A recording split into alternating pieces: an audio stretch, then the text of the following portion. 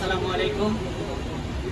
Barista training এর আজকে প্রথম ক্লাসে লেসন 1 থাকছে আমাদের how to introduce espresso machine. Introduce espresso মেশিনে আমরা প্রথম দিন শেখাবো কীভাবে মানে এসপ্রেসো মেশিনের কোনটার নাম আমাদের প্রথম ক্লাসে থাকছে ইন্ট্রোডিউস টু এসপ্রেসো মেশিন। চলে আসেন আমরা শুরু করি। এসপ্রেসো মেশিনের সাধারণত আমরা হার্ডওয়্যারের দিক থেকে দেখলে দুইটা পার্ট থাকে, একটা হচ্ছে হোল বডি এবং এর সাথে আনুষঙ্গিক মালামাল, আরেকটা থাকে সেটা সম্পূর্ণ আলাদা, একটা হচ্ছে গ্রিড।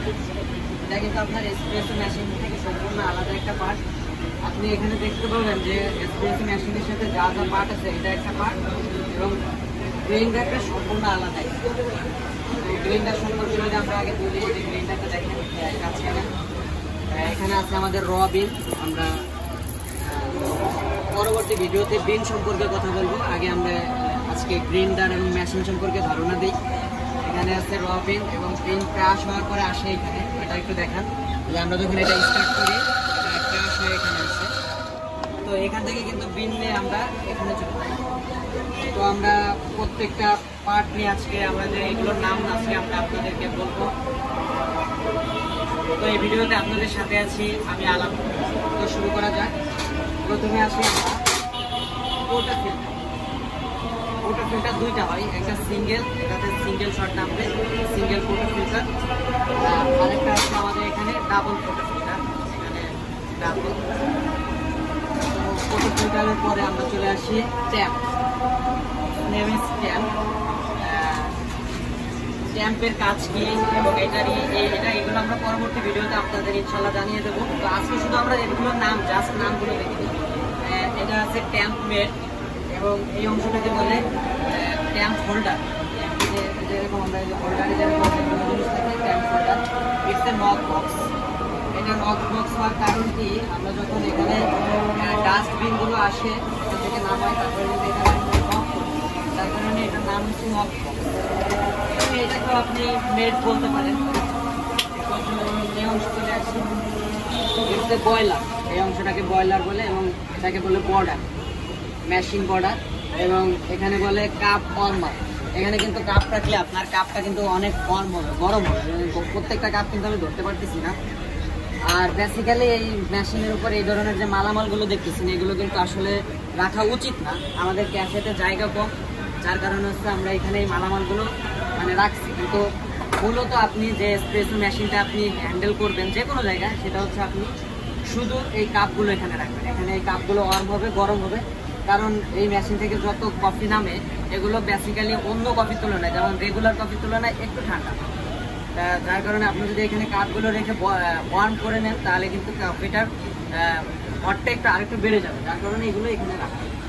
তো আমরা বয়লার দেখলাম এবং এখানে আছে বর্ডার দেখলাম। এবার এখানে আসি, এই অংশটার নাম হচ্ছে আপনার স্টিম ওয়ার্ড। স্টিম ওয়ার্ড এবং এই যে ব্ল্যাক অংশটা দেখতেছেন এটাকে আপনি বলতে পারেন স্টিম গ্রিপ। স্টিম গ্রিপ বলতে পারেন। এটা হচ্ছে স্টিম কন্ট্রোলার, এটাকে আপনি স্টিম কন্ট্রোল করবেন। এটাও আপনার এটা হচ্ছে হট ওয়াটার নজেল, এটা গ্রিপ বলতে পারেন যে কোনো জায়গায়। এবং মেশিনে কিন্তু দুইটা সাইড, এই সাইডেরও যে যে কাজ আপনার এই যে এই সাইড আছে, দুই সাইডে সেম অংশ আছে। এখানে আছে এই যে হট ওয়াটার নজেল, এটা দিয়ে আপনি এই যে হট ওয়াটার বেরোবেন, এটা দিয়ে আপনি এই যে গরম পানি বের করতে পারবেন, দিলে হট ওয়াটার বেরোবে। এটা হট ওয়াটার নজেল। তো চলে আসি এই পাশে, এটা হচ্ছে গুরু প্লেট। গুরু প্লেট কিন্তু দুইটা, পুরো মেশিনটাই কিন্তু দুইটা পার্ট। এই পাশেও যা যা আছে এই যে আপনার স্টিম ওয়ান্টেড, স্টিম কন্ট্রোলার, এই পাশেও সেম।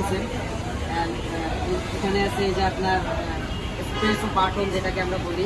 বাটনটা একটু কাছে এনে দেখান। এখানে আছে সিঙ্গেল শট, ডাবল শট এবং অন অফ। এই পাশের এই দুটা বাটন আর এই দুটা বাটন সেম কাজ। তো এই পাঁচটা বাটন, এখানে পাঁচটা বাটন, দুটারই সেম কাজ আমি করে নিলাম। এটাও গ্রুপে। এখানে আছে হচ্ছে আপনার কম্পাস বার। আপনি যখন মেশিনটা এসে প্রথমে ওপেন করবেন মানে স্টার্ট করবেন, স্টার্ট করার পরে সাথে সাথেই কিন্তু আপনি,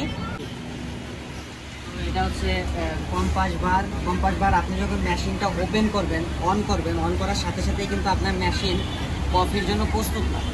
যখন আপনি এই কম্পাস বারে আপনার এই কম্পাসটা, এই যে এটা 1 প্লাসে পাবেন, এই যে এটা কিন্তু দেখছেন এখন আমার 1 প্লাসে আছে। এটা এটা যখন অন ক্লাস থাকবে তার মানে আমার মেশিন কফি দেওয়ার জন্য প্রস্তুত।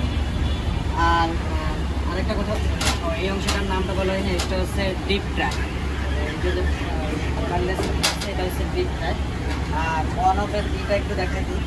এটা আমার মেশিনটা এখন অন আছে, এটা আসলে এখন অফ করে অন করলে অনেক সময়ের ব্যাপার, যার কারণে আমি সংক্ষেপে একটু বলে দিই। যখন এখানে জিরোতে রাখবেন তার মানে আপনার মেশিনটা অফ আছে।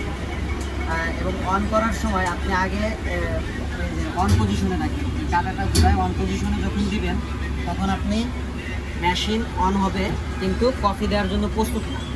মেশিনে অন করলে একটা পানি টানবেন, পানির লাইন দেওয়া আছে, পানিটা যখন টানবে, পানি টানা শেষ হলে আপনি মেশিনটা কম্পাসটা এরকম যখন দিয়ে দেবেন আপনার মেশিন পুরোপুরি ওপেন অন এবং আপনার মেশিন কফি দেওয়ার জন্য প্রস্তুত।